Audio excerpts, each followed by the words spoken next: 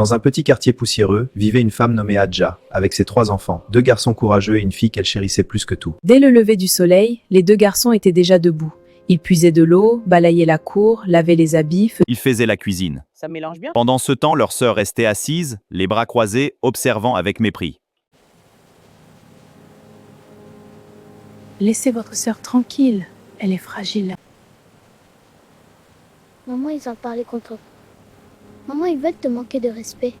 Et la mère, aveuglée par son amour, punissait ses propres fils. Maman, on a trouvé une formation. On pourra apprendre un métier. Maman, aide-nous, c'est notre avenir. Qui va faire le travail ici? Vous restez. Ce jour-là, quelque chose s'est brisé en eux. Une nuit, ils ont fui, mais dehors, la vie était dure, la faim les dévorait. Après quelques jours, faibles et épuisés, ils sont revenus à la maison. Maman, on l'a fait. Partez, vous avez choisi votre chemin. Dehors, ils ont survécu comme ils pouvaient, ils ont vendu de l'eau, porté des charges, faire de petits boulots. Ils ont souffert, mais ils tenaient bon. Puis un jour, le destin frappa. Un bandit venait de voler dans le quartier. En fuite, il se cacha, mais il ressemblait étrangement à l'un des frères. La foule en colère, aveugle, ne chercha pas à comprendre. Un innocent, un frère, un espoir. Les années passèrent. Pendant ce temps, la mère vieillissait et tombait malade. Sa fille, incapable de faire quoi que ce soit, passait son temps dehors. La maison était devenue silencieuse, vide et froide. Mes fils, pardonnez-moi. Mais il était trop tard, du moins elle le croyait. Car le fils survivant, lui, n'était plus le petit garçon rejeté.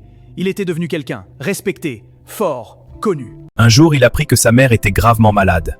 Ça ne me concerne pas. Mais la nuit, sa conscience ne le laissait plus en paix. Mon fils, pardon. Il s'arrêta. Son cœur brûlait douleur, mais il partit. Pourtant, Grand frère, donne-moi.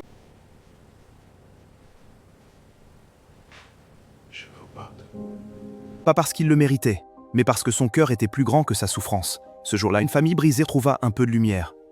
Mais les cicatrices restèrent à jamais gravées. l'amour aveugle peut détruire, mais le pardon, lui, peut reconstruire ce que la vie a brisé.